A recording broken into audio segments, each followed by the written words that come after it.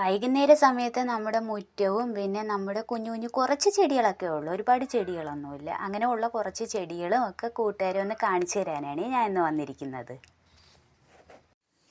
ഈ white winger rose മുറ്റത്ത് വെറുതെ ചുമ്മാ ഇങ്ങനെ പിടിച്ചു വന്നതാണ്. ഇത് ഞാൻ ഒരു ചെടിച്ചട്ടിയിലോട്ടാക്കിയിട്ട് അതിന് തൂണൊക്കെ കൊടുത്ത് അതിനെ ഒന്ന് ഉഷാറാക്കി എടുത്ത് ഇപ്പോൾ അത് നല്ല ഭംഗിയിൽ നിൽക്കുന്നുണ്ട്. പണ്ടൊക്കെ ഈ ചെടിക്ക് നമ്മൾ ശവന്നാറി ചെടി എന്നാണ് പറഞ്ഞുകൊണ്ടിരുന്നത്. ഇപ്പോഴാണ് വിംഗർ റോസ് എന്നുള്ള പേര് കേട്ടപ്പോഴത്തേക്ക് വലിയ അതിശയമായിരുന്നു.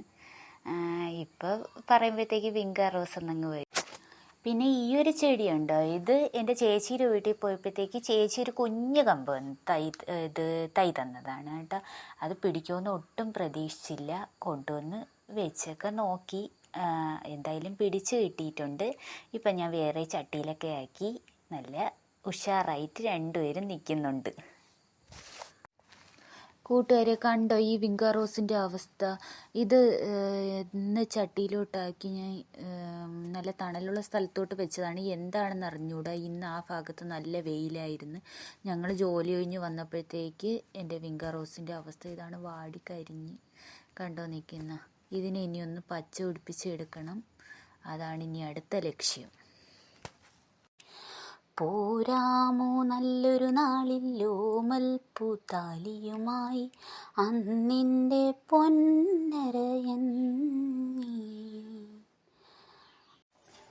പിന്നെ നമ്മുടെ മെലസ്റ്റോമ പ്ലാന്റ് ഒന്ന് സ്ഥാനം മാറ്റി വെയിലത്തോട്ട് കൊണ്ടുവച്ച് പച്ചക്കറി വേസ്റ്റും പഴത്തിൻ്റെ തൊലിയൊക്കെ വളമായിട്ട് ഇട്ട് കൊടുത്തപ്പോൾ നല്ല വ്യത്യാസമുണ്ട് കേട്ടോ. കണ്ടോ, തളിർപ്പൊക്കെ വന്ന് നല്ല വ്യത്യാസം വന്നിട്ടുണ്ട്.